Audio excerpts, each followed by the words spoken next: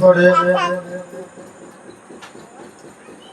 একমাত্র শ্লোক যদি শুনে কোন জন পরে কিংবা অর্ধ শ্লোক পড়ায় শ্রবণ নিশ্চয় তাহার আত্মা সুপবিত্র হয় বেশিদ্র বচন হইয়া জানিবে নিশ্চয়। দ্বাদশী তিথিতে কিংবা একাদশী দিনে শুনে যদি ভাগবত কেহ শুদ্ধ মনে আয়োজ্য সুবৃদ্ধি তার দিনে হয় ভগবানের উপবাস করিতে বা যত্নবান হয়ে এই কথা পাঠ কিংবা মুখেতে চিত্তয়ে সর্বপাপ হতে সে হয় বিমোচন। পূর্ণ কথা মন দিয়ে করহ শ্রবণ মথুরা দ্বারকার পবিত্র পুষ্কর উপবাস করি তথা যদি গুণ নর এই মহাসঙ্গীত যদি করে অধ্যয়ন সমনেরও ভয় তার না রহে কখনো করেন কীর্তন যিনি বদন বিবরে বাঞ্ছা পূর্ণ হয় তারই সংসারে বিপ্রগণ করে যদি অধ্যয়ন চতুর্বেদ ফললাভ করে সেই জন অধ্যয়ন করে সাগর বৃষ্টিটা ধরা লবিবে সত্তরে বৈশ্যেতে পড়িলে নিধি পায় সুনিশ্চয় সূর্য মহাপাপ হতে পাখে মুক্ত হয় কলির পুরুষ গ্রন্থা পেলের প্রতি ত্রাণ হেতু নাম ভাষা প্রতি অন্য শাস্ত্রে এত লীলা না আছে বর্ণিত কিন্তু এই পুরাণে আছে বিশেষ কথিত প্রতিপদে প্রতিবাক্যে কহে সৃষ্টিপতি বিশ্বের প্রতি তত্ত্ব আছে ভারতী সর্বপতি ইন্দ্র ব্রহ্মা দেবতা শঙ্কর না পারে করিতে স্তব যাহার গোচর তৃতীয় উৎপত্তি লয়কারী নারায়ণ অনন্ত শ্রীমধুসূদন পুনঃ পুনঃ তার পদে করি নমস্কার স্থাবর জঙ্গমময় আলয় যাহার সনাতন ভগবান দেব যদুপতি করি আমি তার পদে অসংখ্য প্রণতি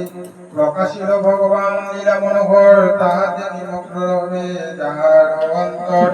পরমাত্ম প্রকাশক সেই বেদব্যাস পুরাণ সংগীতাদি করিল প্রকাশ তার পুত্র সুখদেব পাপ নিস্তারিতে মহাজিনী ভাগবত কহে অবনীতে প্রকাশিত প্রথমেতে সাধুর সকা চন্দ্র সূর্য সময় আলোকে সুপ্রকাশ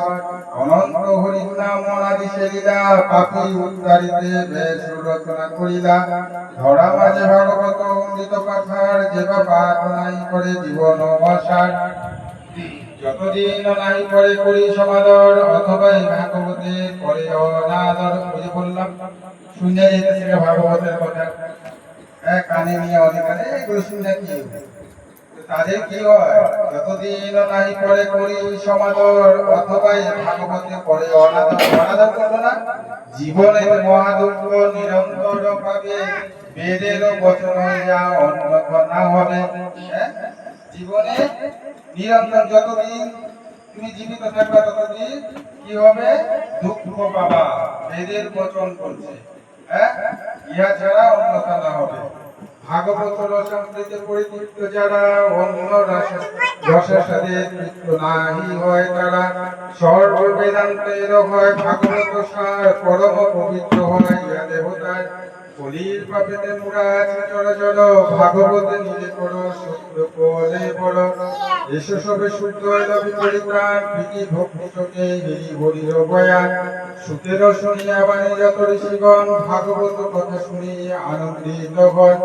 ভাগবত কথা হয় জগতের সার অগতির পতিয়া জগৎ মাজার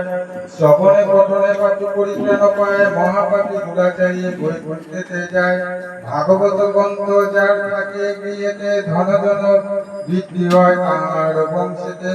দুঃখ শোক যারা সেটা না রহে কখন বংশ সুপুত্র হয় বেদের বচন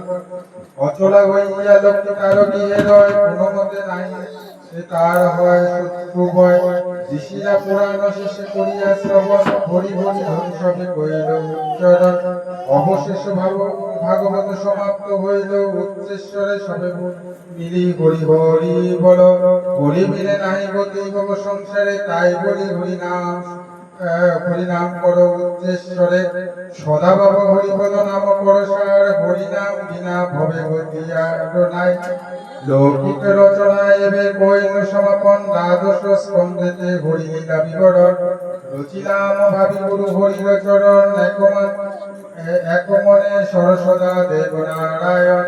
বিষ্ণু ভক্তি হলে হয় সর্ব পাপ ক্ষয় দুঃখ কষ্ট আর তারে সইবে না হয়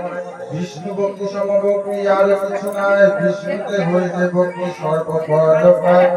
ভাগবত ভক্ত হয় সবার প্রধান ভাগবত ভক্তি বিনা বিধায় যে প্রাণ